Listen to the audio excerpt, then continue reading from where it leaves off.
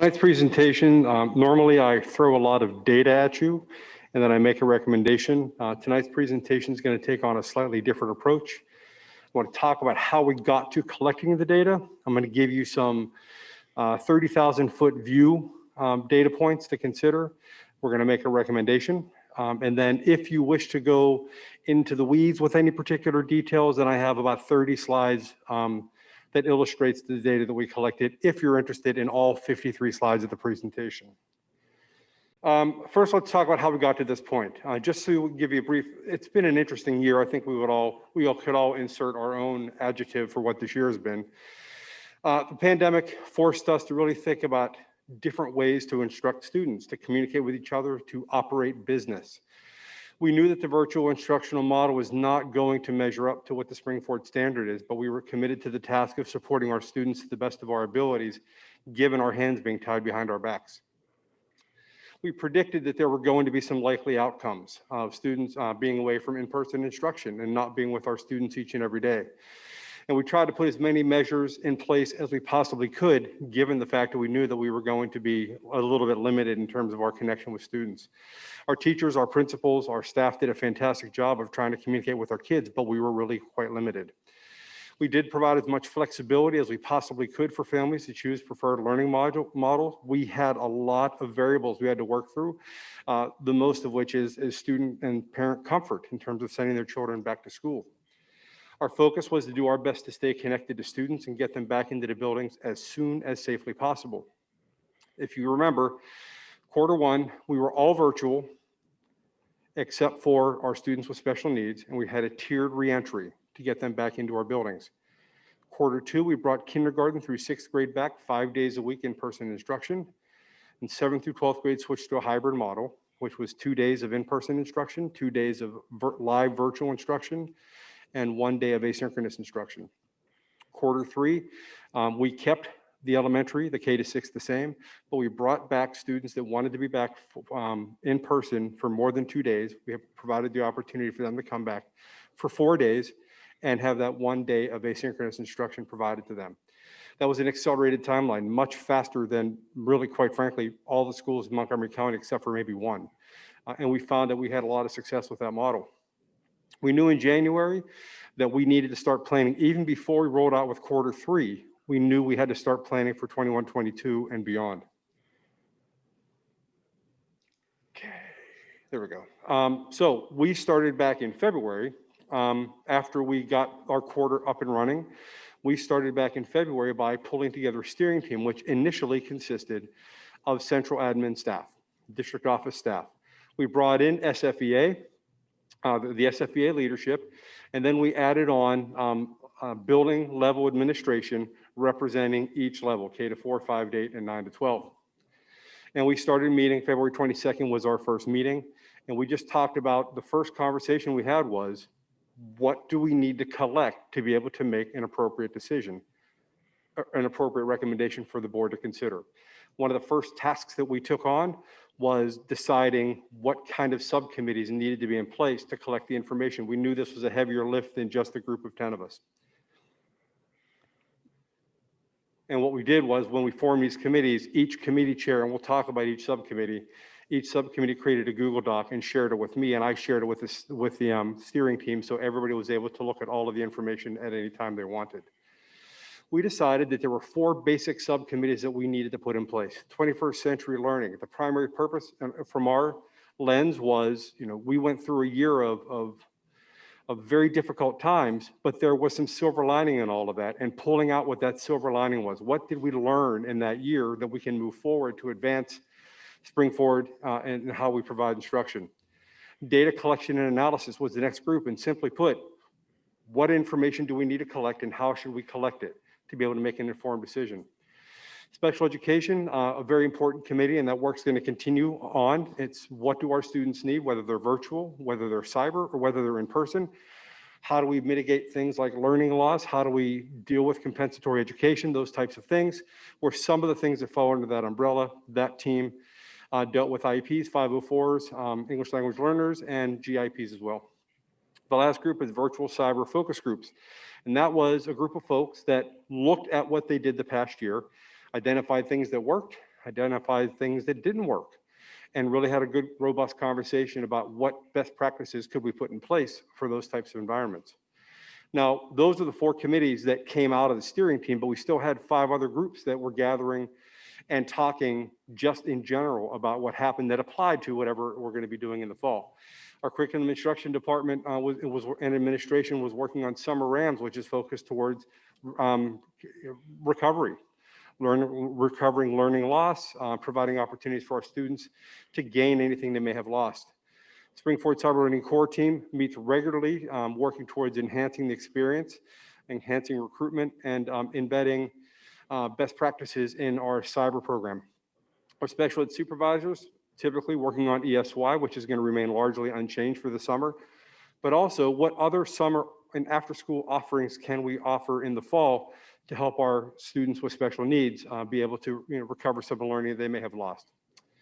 And lastly, I meet regularly with our CSEP, which is Chief Boyer, and our department nurses to talk about how things are going, COVID related, and we share a lot of information back and forth. These are all meetings that occurred above and beyond our regular planning. So what went into the planning? So far, we've had 16 meetings amongst all those committees, 95 staff members, all grades, buildings, disciplines represented, a millennium worth of professional experience in public education, which I just love that statistic. When I think about what was happening in 1021, a lot has happened since then. So we have a lot of years of experience, and the work continues after tonight. What I tried to really stress is that the presentation tonight is a pause point. The work wasn't for the pause for tonight. The work was for what's going to be happening in the fall. So there is work to be done even beyond tonight's presentation. So as mentioned, we had 4 subcommittees. The first one is the 21st Century Learning Subcommittee. I know those names are hard to read, but I wanted you to have a graphic of the number of people that were involved in that subcommittee. Special thank you to Gina Romanelli and Sarah Toback for being the co-chairs of that committee that facilitated the meetings, that took the notes, that developed the guiding questions, and that moderated the discussion. They met on those 2 dates right there. I'll give you a second to review those names.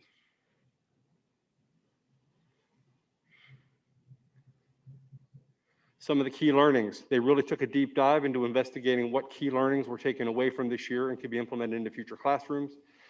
Centered around this idea, if you ever heard of ISTE standards, International Society for Technology and Education, they really talked about those standards and what the 6 C's are, which are critical thinking, collaboration, communication, creativity, citizenship, culture, character, education, and connectivity, and how can we embed those things into what we are doing each and every day. Now, a lot of these things are really discussed and have been implemented in that Modernizing Learning initiative that we now know as Springford Learning. But it's taken that a little bit further. And you'll see the other things that they were talking about. How does technology support instructional practices? A lot of times, and this board was very forward thinking, and they didn't just throw devices in the hands of students, say, go figure out how to teach. It's all about technology being determined based on the need of the instructional practice, not just buying technology and figure out how to use them. So the board was very proactive in that 7 years ago, whenever they started that initiative, and that's the model where they're continuing moving forward. I'll give you a second to read those. I don't need to read those all to you, but it was really just about what is a 21st century learning environment. What is that, and how can we build that moving forward? Okay, I'll move on. Again, a more 21st century learning subcommittee information. Again, Canvas and Google are great tools, but again, it's all about what we do with the tool, not having the tool itself. And the curriculum instruction department, the coaches have done a fantastic job of trying to get that shared, and our teachers have just grown so much in the last year. When we think of where we were, just trying to figure out with RAM full learning back on whatever that was, March 17th, to where we are right now, it's just amazing what our teachers have been able to do. Second subcommittee was the data collection and analysis subcommittee. Again, special thanks to Katie Gardy and Marilyn Neps for their work in pulling that information together, and all of the committee members that are there.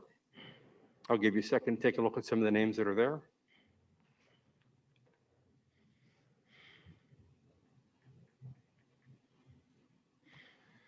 And again, we found 5 basic areas that they felt like we needed some information. Academic, engagement, social emotional wellness, behavior, and then other, which is the quarantine recommendations, student parent opinion, supports, technology, those types of things.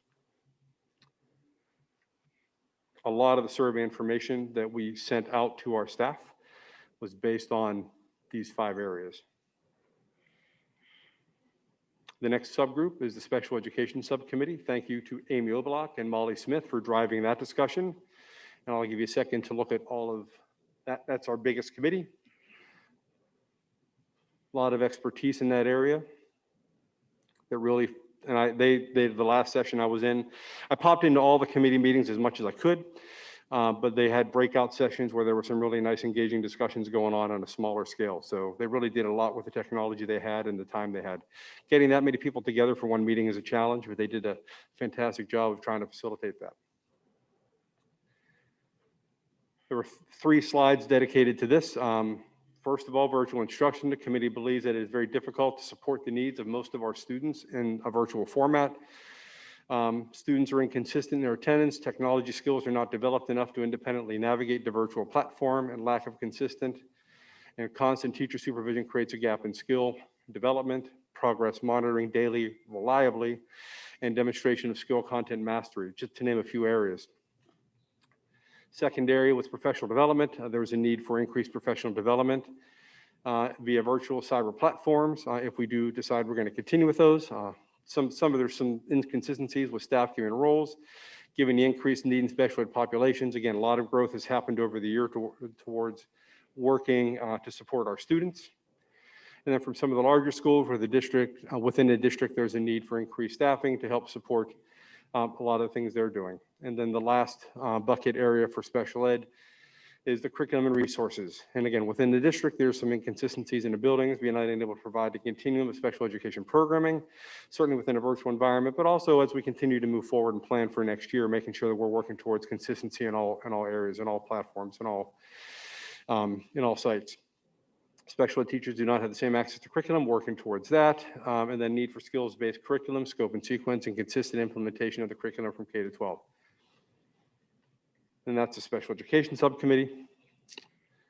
The 4th group is the focus group, Virtual Cyber Learning Focus Group. Thank you to Courtney Amersbach and Christina Corey for providing that, the direction and guidance for that. Again, another fairly large committee, facilitating really good discussions about what works and what they struggled with in a virtual environment.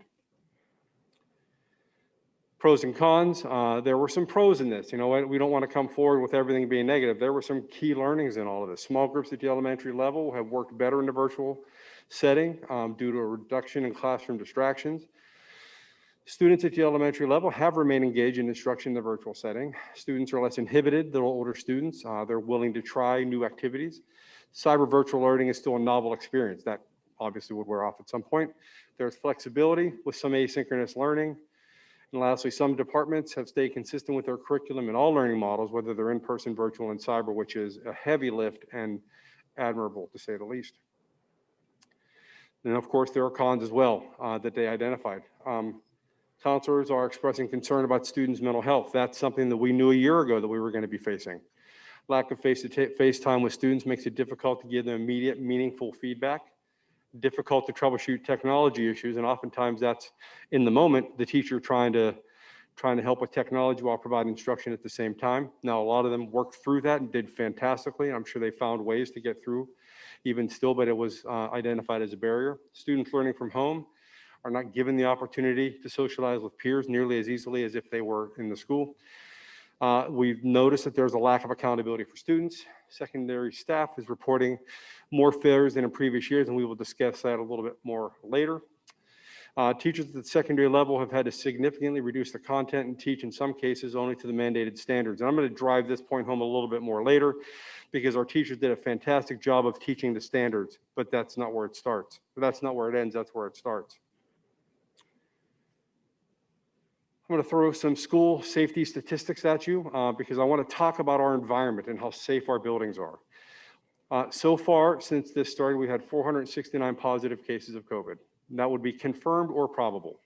And as you know, what probable means is a student that might be exhibiting symptoms and had been exposed to somebody who was positive. That's what they define as a probable. And then a confirmed is somebody who had the test and was identified as positive or confirmed positive. We've had exactly 1,551 close contacts. We had one likely scenario and two possible cases where there might be some in-school transmission. As we move forward, we are able to say that all mitigation efforts can continue and will continue to be upheld.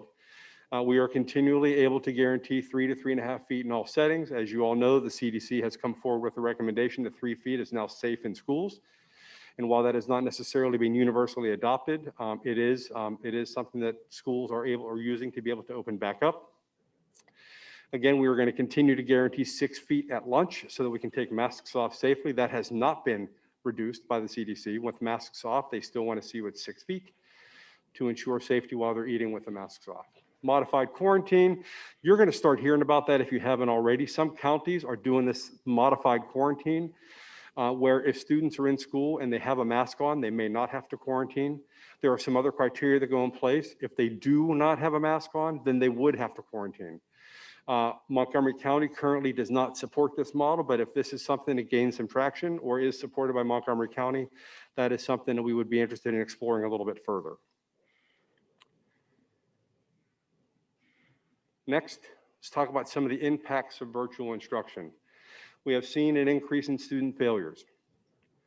We've seen our secondary grades 7 to 12 have had to modify percentages for passing grades to keep students moving forward. Essentially what that means is they've shifted the bar that if you score a 40 or 50%, then they would have a lowest percentage to ensure that you have a chance towards passing the year. That could be a 50%, that could be a 60% to kind of help students during this year because we know that it's been such a challenging year. The slower instructional pace is the one that I want to talk about. And I'm going to give you a little bit of an analogy, so bear with me. So imagine you're all holding an empty glass, okay? Now throw a bunch of rocks, big rocks in that glass. Those big rocks represent what we call the standards or the eligible content, which is what we are mandated to follow whenever we provide instruction. And that's what we're assessed on when we have keystones or PSSAs. Then in between all those big rocks, you have these smaller pebbles. These smaller pebbles that are in between the rocks are what we at Springford value, the things that we know that we want our students to learn that are above and beyond the standards. And then imagine one more layer, and that's pouring sand in between the small pebbles and the rocks. That sand represents the nuance of teaching, the artistry of teaching. That's really what makes the teacher a teacher, what makes them kick and go and love and do what they do. What we were able to do this year is provide the big rocks. We were able to provide some of the pebbles, but the hands have been tied, so the teachers have not been able to cover all of the pebbles, all of the things that Springford values, and they've not been able to dive too much into the nuances and the artistry of teaching, which is what we normally are able to do whenever students are in person. Hopefully that gives you kind of a picture, because whenever we say we had to cover less content, it makes it sound like we didn't get through what we needed to. We have gotten through what we needed to. We just didn't get to all the things that we at Springford value and see necessary in a Springford education. Difficulty accurately assessing students' academic performance. We have not been able to assess students the way we normally assess because we don't have a consistent platform to do so. We've noticed disengagement and detachment from virtual students. Students have pulled away from their peers. Students have gone more withdrawn. And whenever we see that, that's whenever we reach out to students more. And as long as there's a virtual option in place, that makes it more challenging for our professionals to ensure that our students stay connected to each other. We've seen an increase in referrals for counseling. That's both school counseling service and crisis counseling. We've seen an increase in special education referrals. We've seen an increase in elementary, IST, and secondary SAP referrals.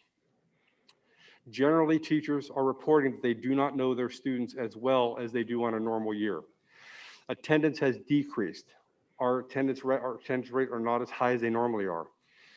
And this requires the attention of more staff or shifting students. So if we shift to a virtual environment, if we continue moving forward with a virtual environment, we're going to need to add more staff, which is very difficult to come by. I'm sure Ms. Lease would be happy to attest to that.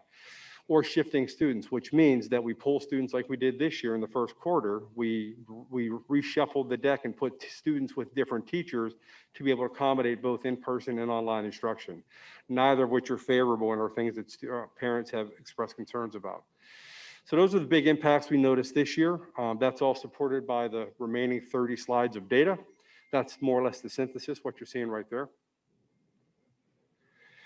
In talking with the nurses, they believe our buildings are safe. They want to see our students back in school, and they are encouraging an all-in approach as well. They acknowledge that if social distancing, if that definition does not change, meaning 6 feet for 15 minutes, if we are less than 6 feet, it's going to mean that more of our students are going to continue to be quarantined, even though they may not be positive or may not transmit. They do support continuing the mitigation efforts to the extent feasible to ensure safe environments. And then we are seeing that we may not need to utilize the health annexes. We're still planning on having them in place for right now, but we are continuing discussions about whether that's necessary or not. What's happening at the county level? Twice a week, I meet with superintendents of Montgomery County. There's really not been a whole lot of talk amongst them about next year. A lot of talk right now about fourth quarter, about how they're going to finish the year. We haven't dived too deeply into what next year is going to look like. One of the things that they have been talking about is needing to have an asynchronous virtual option. They are working with the IU to see if there's some kind of option they can pull together and work on. That's something we already have in place. But they have all expressed an overall desire to return to some form of normalcy with the beginning of the 21-22 school year.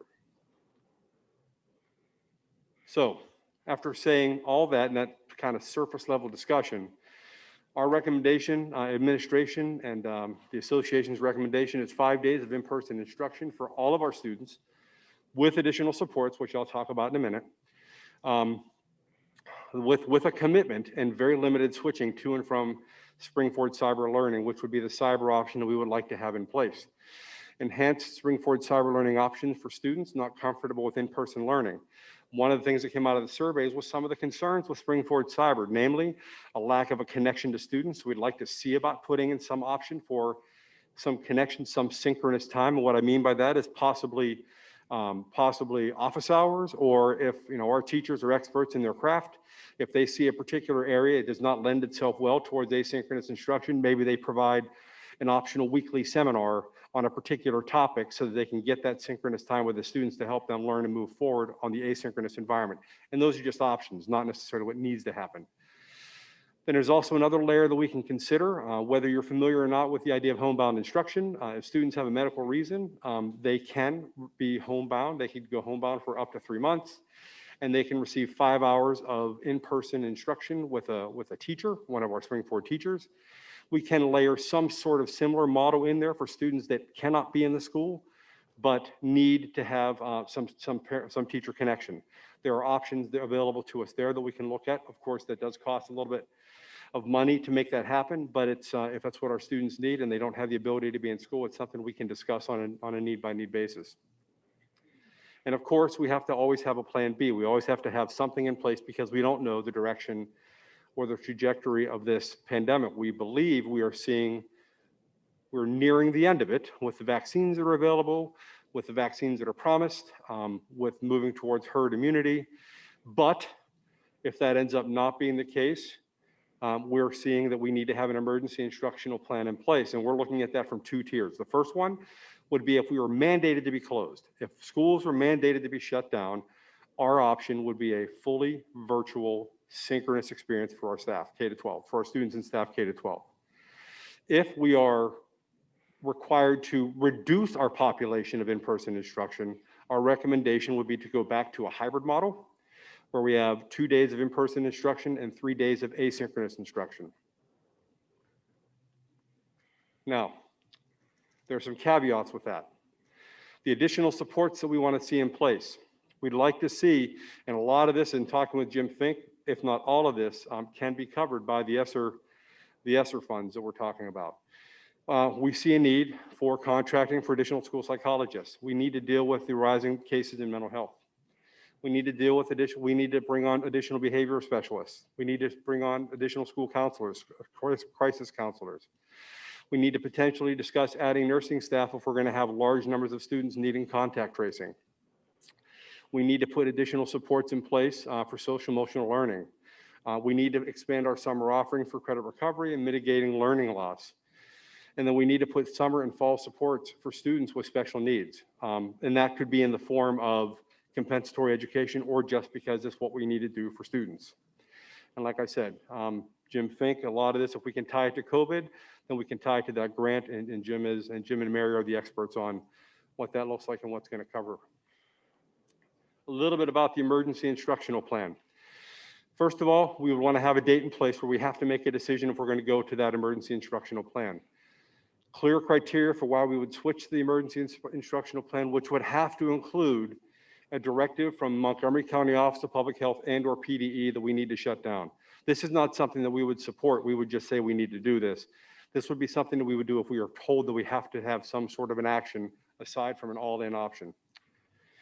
We do not want to provide the flexibility of switching in and out of learning models. One of the data points that came out clearly is that was detrimental to students moving forward. All that flexibility, we saw a need to do it this year. Moving forward, that's something we want to make sure that we see go away. There's no expectation that the emergency instructional plan would be the entire year. It would be only as long as we needed to have it in place. Families, I hate the term forced, but what we want to say is families must choose in-person or cyber when the mandated plan goes away. Technology must remain in the in-person classroom. One of the things we heard multiple times was because we had to pull technology out of the elementary classrooms to provide options for our students to learn virtually, the in-person experience for our K-6 students was devoid of technology, which we felt that this year. We need to make sure that's back in place. And talking with Bob Catalano, he assures me that that will be the case. With the devices that he's ordered and that he's waiting to come in and have come in, we're going to be in a really good place. And again, new technology will be available to us to facilitate this. So in a nutshell, that's kind of what we're talking about. I've got 30 more slides. If you have any interest, if not, I can share the data presentation with you, or I actually did that already, so you can feel free to go through that. But that's kind of where we are. At this point, I would probably defer. I know there's going to be some questions and maybe some comments. I think at this point moving forward, as a board, you might want to decide either A, I don't know that this requires board approval, and if it doesn't, then you could just, I guess, just say we're good moving forward because it's what we would normally do. Or you could make a motion tonight, open up for public comment, or we can put a motion on the next agenda if you want it to be a motion, and it can be part of our voting session in 2 weeks. Mr. Fitzgerald, anything else you want to add to that, or? No, I think the board needs to discuss, at this point, and there's flexibility as to how they want to proceed forward based on that discussion. So at this point, I would just say, what questions can I help you with, or what comments do you have?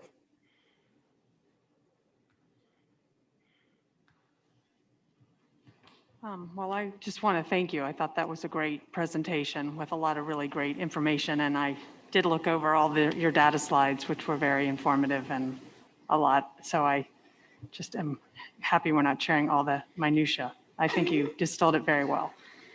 I just also am really thrilled too that you're looking at using the ESSER grants to help with the social emotional learning issue, looking into psychologists, counselors, crisis behavior specialists. I think that's really important. And also the lost learning over the summer, with something I'm going to talk about later that covered in the committee meeting. So I think that's really great and very needed. So as far as questions, I just think I also am a proponent of getting everybody back in for 5 days a week next year, because I think that we saw the impacts of virtual instruction. And while it was necessary, the mediation to phase everybody in because we didn't know enough about this virus and state and county rules and mandates, I think I've been very satisfied with what our school has been doing to keep the population safe. The teachers are vaccinated. We've done a great initiative with that. I feel like the kids are following the safety protocols, And it's been proven to work very well. And the nurses are doing an incredible job.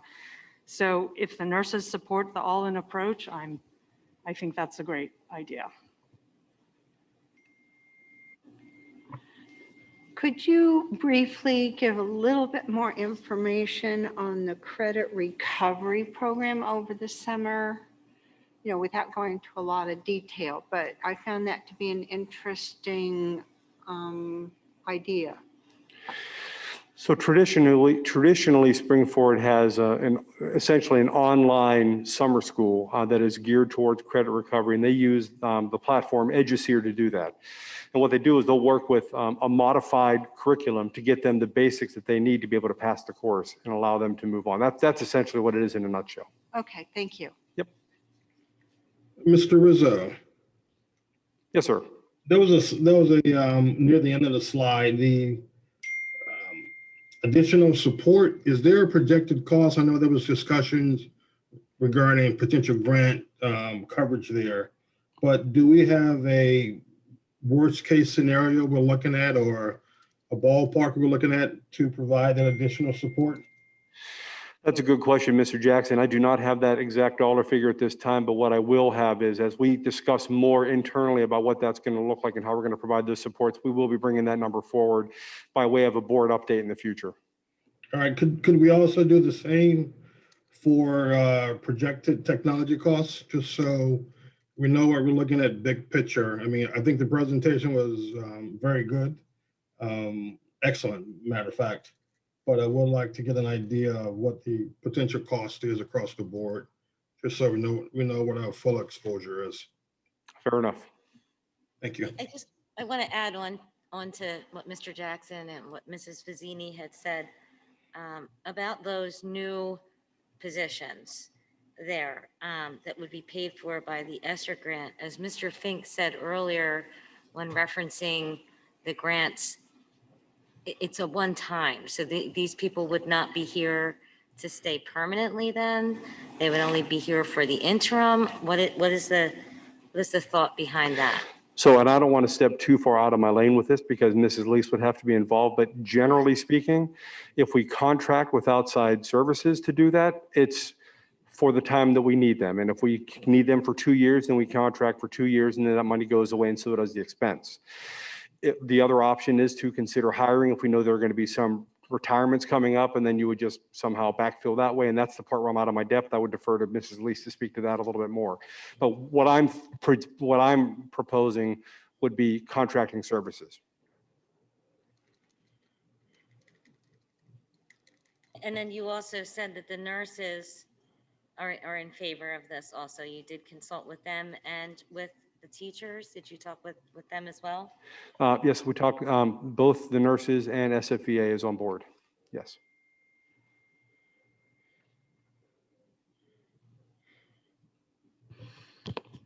So great presentation.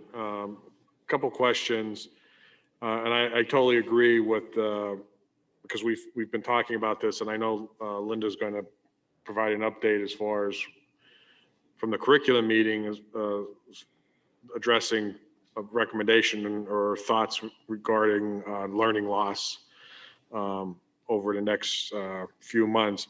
I think everything that you presented, as you said this evening, this has been known. I mean, this isn't a Spring Forward issue. This is a national issue. We know that it's been reported that learning loss was going to be very, well, they don't quite, we all don't know what is that learning loss. Is it 6 months, a year, 2 years? We don't know yet. I mean, I think that's to be figured out. And we also know, and it's been talked about, you know, nationally about the social emotional issues, and it's, you know, what's occurring with the mental issues as well that has impacted our students.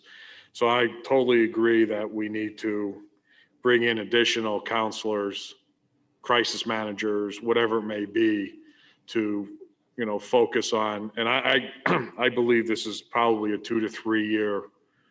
It's going to take 2 to 3 years to get back to what, or more. But you know, to get back to what possibly we want to call normal for our students.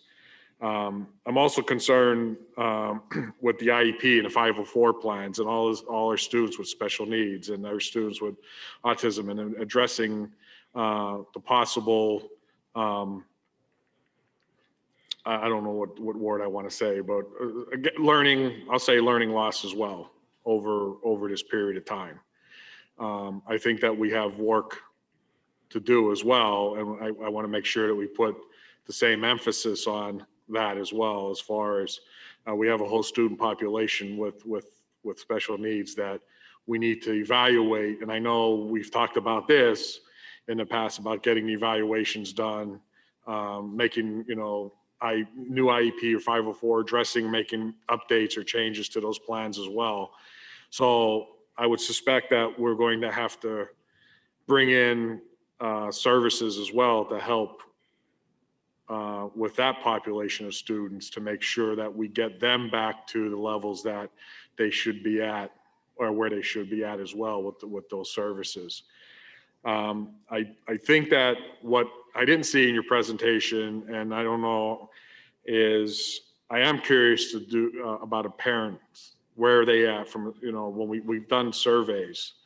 So I'm really curious to know where they're at, what their thinking is going into August of the next school year. And if we have a population of if we have a population of parents that still want to remain virtual, I think that we really need to understand why. What is the criteria that they're using, that they're still choosing that they want to stay virtual? I like the concept that you have in place that if mandated, or if we have to go to a virtual option, we're prepared. I think that's something that we talked about last year. It's, having these plans in place and not, making changes in the 23rd hour, but we need to be prepared. We need to understand that if something, because we still don't know, if you listen to at the national level, if you're following what the CDC is saying, what's coming out of Washington, there are still concerns that that we haven't seen, or we're starting to see. I don't know. I think that I think everyone's proceeding forward with caution, which is fine, but we need to be prepared to what that looks like. So I think that my personal feeling is that we need to think about doing some type of survey of the parents, understand where their thoughts are with next year's. Are they looking at cyber? Are they looking at coming back full time, and understanding what the percentage, if any, of parents still have this feeling that they want to remain virtual. And I think that will also give us a good insight into what our future student population is going to be in August. I didn't see anything in the presentation that I know I brought this up before. You talked about the possibility of students quarantining, and that may be an increase in quarantining based on, higher student population coming back to school. But I do want to add with that is that I agree with, I'm not sure who said it, but I think Springford did an incredible job with getting our students back to school, keeping our students safe. Our numbers have demonstrated that the district administration and everyone involved has done a great job in putting the processes and procedures in place, working with the nurses, doing everything possible to keep the students safe, and mobilizing and moving quickly when we had a positive case identification. Because if we recently just saw a neighboring school district had to shut down their entire high school. And we've been fortunate that we've been able to, be in a good spot. So everyone should be commended for that. And I will say, we're not skipping any steps or procedures or anything else. We're doing everything that's required of us when we're notified. But the thing I want to, and you don't have to answer this evening, but something that we should still think about is, I'm not a big fan of when a student has to quarantine, and I'm not sure if the quarantine timeframe is going to change. I mean, I guess it's down to 10 days now from the county, if I remember correctly. I'm not sure if that's going to change and be less. And I know you were going to mention something about the modified quarantine. I don't think you mentioned anything, or I might have missed it. But I'm not a big fan of when a student quarantines, they go to asynchronous for that 10-day quarantine period. So I really want to see if there's an option or solution that we could look at that would possibly be better than a student going asynchronous. And I know that we've had some, teachers, when they had the ability, when we did have a student out, they worked with that student.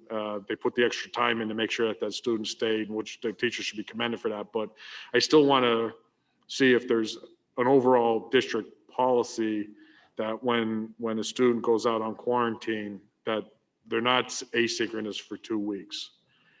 So they're all the key points. And I agree with Mr. Jackson that we need to look at the cost because I'm not sure how long the stimulus money will be available for use. And we need to think long-term, because if some of these things that we're talking about go beyond the 2 or 3 years, we may have to absorb some of those costs into the district once the stimulus, once that money goes away as well. So it's something that we may start off as contracted services, or we may hire 1 or 2 or whatever you, and I'm sure you're going to come back with a more detailed recommendation, but we may want to look at as a long-term strategy where we may have to possibly absorb some of that into the district. And the last point I want to leave with is that we may need to interact more with the parents, with the students with special needs and all that, especially in these times.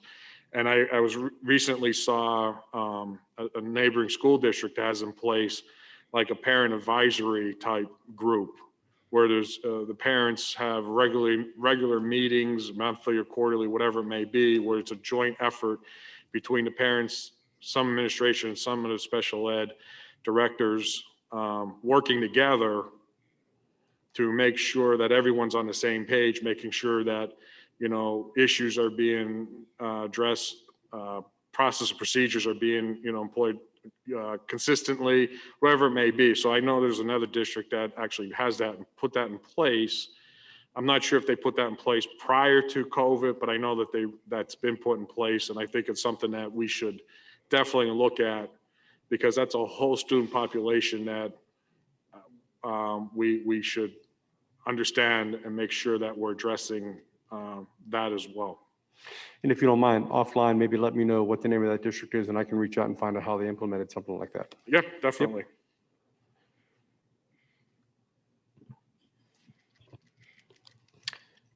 Mr. Rizzo, it's really great to see good leadership. Thank you very much for compiling all this. And it's just, really appreciate it. So I guess there's going to be certainly details, further presentations. We're going to vote on some stuff. But I mean, can we get this sort of done tonight? Or what needs to happen? Because I'd like to give our staff, students, parents, community clear direction that come August, we're going to do our best to be back in school like we used to be, right? So it seems like that's a recommendation. And I'm That's just wondering administration and what do we have association's to do recommendation, yes. just so that we can, I realize there will be, things that we're going to be voting, but that's blocking and tackling at the board level. I mean, is there anything that we can do tonight? Well, you can certainly, if the board desires, you can simply pass a motion supporting the recommendation for 5 days a week of in-person school, along with the cyber proposal that was presented. There will be separate cost initiatives that go along with this that will have to come back for separate approval under 508 of the school code. Similarly, I will tell you that what it sounds to be being recommended is essentially the status quo, what was occurring as of March 12th, 2020. In other words, it was in person 5 days a week, and there was a cyber option. So really, if we're returning to status quo, the board doesn't need to formally reapprove what we were doing in the first place. So it's really up to you. If there's support for this, all you have to do is say, proceed with what you've presented tonight, and I think you'll get further updates as we move through the spring. I think that would be the simplest thing. I mean, you've been very thorough and we've had time to go through this. I went through all the data earlier today. It seems very thorough, and if we don't have to necessarily have a vote on it, and if it's just going forward with what you're proposing, I'm all in favor of that. It would be great if we had some inkling of the potential cost, guys. I mean, I'm all for moving forward, but I would like to have some idea of what load we're moving forward with. That's a fair point, Mr. Jackson. And quite frankly, through my through my acting superintendent, regular updates, you'll be getting that information from me. May not be necessarily a formal presentation like this, but every time we get together, you're going to hear more information about where we're going. So you're not done hearing about this. So I think where my position is, and Mr. Fitzgerald, I'm not questioning what you're saying at all, but I am questioning it just a little bit. With everything that has taken place in this last year, just to provide a consistent message to the community, I would almost feel more comfortable by doing a motion and maybe doing that next at the next board meeting, because protocol is typically there's a presentation at a work session, there's a vote at the board meeting. And that would also allow for some time for Mr. Jackson's request for the cost, which I have concerns about too. I have concerns about hiring people for contracted services and then having to say goodbye, or is that going to be a big impact to the district? So I think I'd like to know a little bit more about that. It wouldn't hold me back from this, but just to follow procedure, and because this was so monumental in our history as a school board, I would like to provide that very consistent, very strong message that this is where we're headed by doing a motion at the next meeting. If the board is agreeable, and if Mr. Fitzgerald is agreeable. No, that's the prerogative of the board on this one, based on the flexibility that I see and what's occurring here. So if you want a motion, that's certainly something that, as board president, you set the agenda, you could certainly have a motion on this issue to be formally addressed in 2 weeks. Would everyone else be in agreement with that? Would you be okay with that? I think the reason why we made a motion last year to start the school year off differently than normal was because of the conditions and circumstances we were in. Well, you were mandated by law. And we were mandated by law, Last year so under the we had emergency. to make, we had small options, but I'm not sure, I mean, if we want to make I'm not sure voting to go normal is something that's warranted, but if we want to more or less, I'm okay, but, I'm fine with that, but I'm just looking at it from procedural or precedence. And why are we voting to be normal, go back to school normal? We could make a statement, we could make a press release, we could do a lot of things. We don't necessarily need a vote. So I'm not really sure what we're actually voting on. What if we got the financial information like Mr. Jackson asked for, get some idea there, and then we could still just approve it without a vote? But it would I think that would satisfy a few people that are interested in what the cost would be. But that's two different things. We're talking, one is going back to school, bringing the kids back to school, like we normally would. And we don't vote every year we vote on a calendar, but we don't vote on bringing the kids to school. The financial impacts are going to be recommendations of additional services but that's not going to change. Let me ask you this question. Is the services that you're talking about providing additional support for, is that going to change your recommendation on the kids starting school in August? No, we need those services no matter what we do in the fall. Exactly. So that would be we're talking about two different, apples and oranges or whatever. So any additional services or expenditures would have to be a specific vote for what we're trying to achieve. So that's where we separate the two. So I'm fine either way, but I still believe we need to survey the parents somehow to find out if there's a percentage of population out there that still want to stay have this feeling of staying virtual, because then once we know that, then we could talk and understand what they're thinking or what their concerns are. I don't want to just leave them out there. No, I think that's a good point. And we talked about that at the steering level about surveying parents. And one of the data points that came out of the data analysis subcommittee was, students that are coming back in the fourth quarter, why did you choose to come back in the fourth quarter? Getting some of that information. So getting the information is certainly never a bad thing. I just want to make sure that when we send out a survey that we make it very clear that we're collecting information so that we, not to inform what we decide to do, more so just to kind of see what the pulse is out there. And I'm fine with that, because that goes right to exactly what I'm saying. I'm just trying to understand if parents want, if they're feeling they want to stay virtual, and we see what that possibly small percentage is, which then we can find out why. What are we missing? What's the concern that, that we're not hitting, or whatever it may be. It's informational purposes that will help us continue to refine what we're doing as we proceed forward. So are you talking about incorporating a virtual component to it then, or taking the information that you find from parents that may want to have a virtual option and seeing if we can incorporate that into like our cyber option or something like that? I want to get information. I want to understand if there's a population of parents that want to remain virtual. I want to understand why. And then based on that information, we will then figure out what we need to do to address that concern. Can we go back to the infrastructure of the presentation? I guess my question is, Mr. Rizzo, and I agree, Mr. DeBella, these are two separate items, but they're also connected. At least that's what I need clarity on. Could we move forward without the additional support?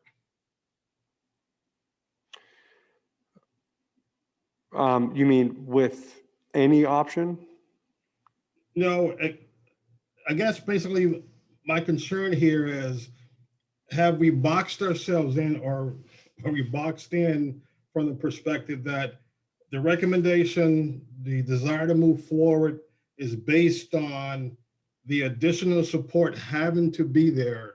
So is that additional support or need or a want as far as to advance to 5 days?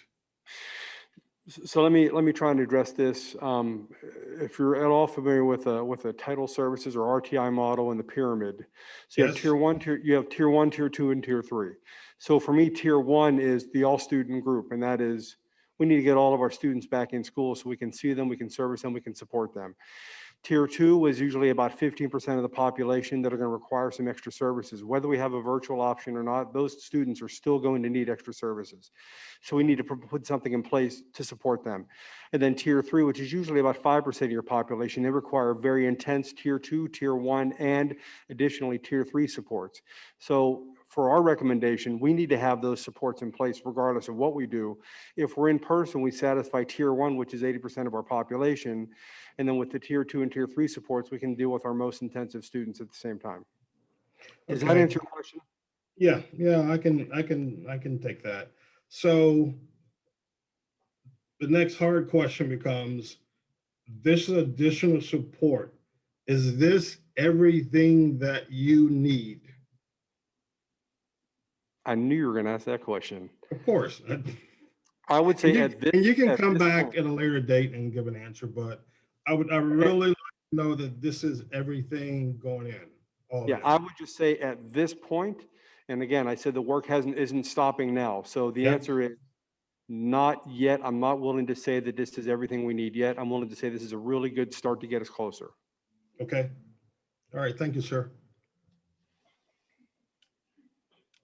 Okay, so with all of that under consideration, and thank you, Mr. DeBella, for being able to go either way with that, I'm going to add that motion to the agenda for next week. I do think that we've heard a lot through this whole pandemic about clear messaging and communication, and I do think that this is a way to do that. And in the meantime, in the next 2 weeks prior to our meeting, you can continue to move forward with your planning, and then I would like to see a motion on the agenda at that meeting. So, thank you. You're welcome. Thank you. I got one last question, and it really a statement or an assumption. So, Mr. Rizzo, based on this additional support, I'm assuming Ms. Lees is already shaking the trees or starting to look at the trees for where this additional personnel will come from, or seeking out this personnel. So that would be a combined effort through Ms. Lease, but also through our special ed supervisors and Yes. reaching out to our outside service providers. But yes, we are Okay. already looking into that. All right, thank you, sir. All right, any other questions or comments from Mr. Rizzo? All right, thank you, Mr. Rizzo, for another great report tonight. Thank you.